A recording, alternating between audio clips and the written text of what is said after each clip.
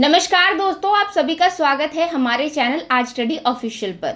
दोस्तों, आज हम एक बहुत ही गंभीर और संवेदनशील मुद्दे पर बात करेंगे जो सिर्फ बांग्लादेश के हिंदू अल्पसंख्यक समुदाय से ही नहीं बल्कि पूरे भारतीय उपमहाद्वीप से जुड़ा हुआ है। जैसा कि आप सब जानते हैं दोस्तों कि दुर्गा पूजा आने वाली है और ये त्योहार हर साल बड़ी श्रद्धा और धूमधाम से मनाया जाता है। लेकिन इस बार दोस्तों बांग्लादेश में हालात कुछ और ही हैं। इस साल दुर्गा पूजा से पहले ही वहां के हिंदू समुदाय को धमकियां दी जा रही है कि अगर उन्होंने पूजा मनाई तो उन्हें भारी कीमत चुकानी पड़ेगी। यहां तक कि दोस्तों मंदिरों और पूजा समितियों को 5 लाख बांग्लादेशी टका की मांग की जा रही है और कई जगह तो प्रतिमाएं भी तोड़ी जा चुकी हैं। तो दोस्तों आज के इस वीडियो में हम विस्तार से जानेंगे कि आखिर बांग्लादेश में हिंदुओं पर ये अत्याचार क्यों हो रहे हैं, कौन लोग हैं जो इसके पीछे हैं, वहां की सरकार क्या कर रही है और इस पूरे मामले का भारत और बांग्लादेश के रिश्तों पर क्या असर पड़ेगा। तो चलिए दोस्तों शुरू करते हैं। लेकिन इससे पहले अगर आप हमारे चैनल पर पहली बार आए हैं या अभी तक चैनल को सब्सक्राइब नहीं किया है तो पहले वो कर ले और हाँ, बेल आइकन को हिट करना तो बिल्कुल ना भूलें ताकि हमारे फ्यूचर वीडियोस की अपडेट सबसे पहले आप तक पहुंचे। सबसे पहले दोस्तों नजर डालते हैं बैकग्राउंड पे।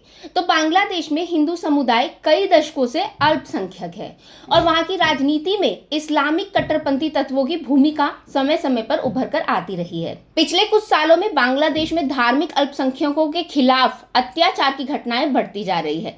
खास करके जब भी कोई बड़ा हिंदू त्योहार होता है जैसे कि दुर्गा पूजा नजदीक आता है, वहां के कट्टरपंथी समूहों द्वारा डर और धमकियों का माहौल बना दिया जाता है। आपको बता दूं कि इस साल की शुरुआत में बांग्लादेश की राजनीति में एक बड़ा परिवर्तन हुआ था जब शेख हसीना की सरकार सत्ता से हट गई और मोहम्मद यूनुस के नेतृत्व वाली अंतरिम सरकार ने देश की भागदौड़ संभाली।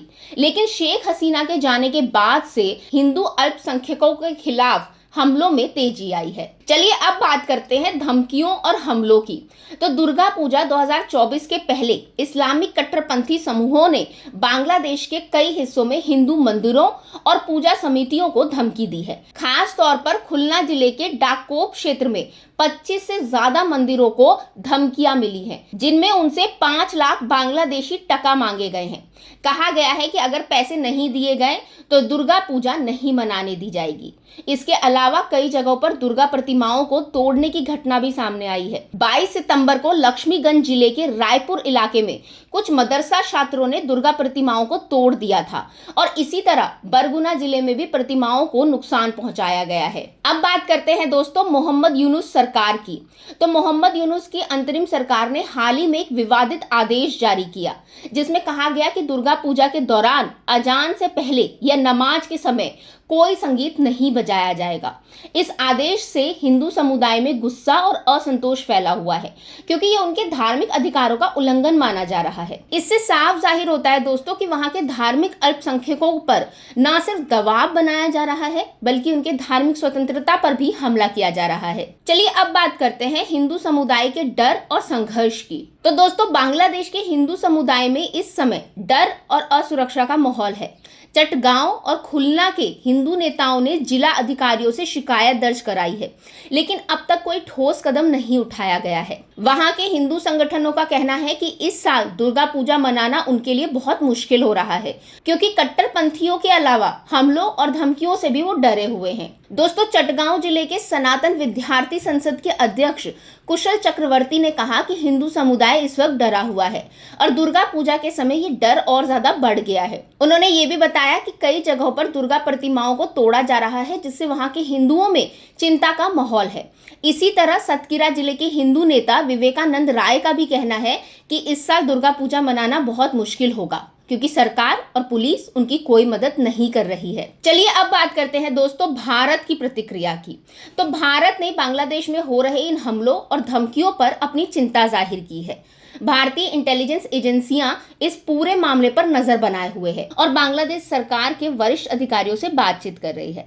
हालांकि अभी तक इस मुद्दे पर कोई बड़ी कार्रवाई नहीं की गई है। भारत के हिंदू संगठनों ने भी बांग्लादेश के हिंदुओं के साथ एकजुटता दिखाई है और वहां के हालात पर चिंता व्यक्त की है। ये तो हुई दोस्तों भारत की बात। अब बात करते हैं बांग्लादेश सरकार की। तो दोस्तों बांग्लादेश में जो इस समय अंतरिम सरकार है वो है मोहम्मद यूनुस की। अब मोहम्मद यूनुस की सरकार पर आरोप लग रहे हैं कि वे इन घटनाओं को रोकने में नाकाम रही है।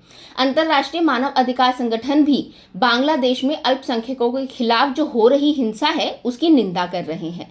बांग्लादेश की हिंदू बौद्ध ईसाई एकता परिषद ने भी इस पूरे मामले पर चिंता जताई है और सरकार से सख्त कार्रवाई की मांग की है। तो दोस्तों ये था हमारा आज का वीडियो बांग्लादेश में हिंदुओं पर हो रहे अत्याचारों के बारे में।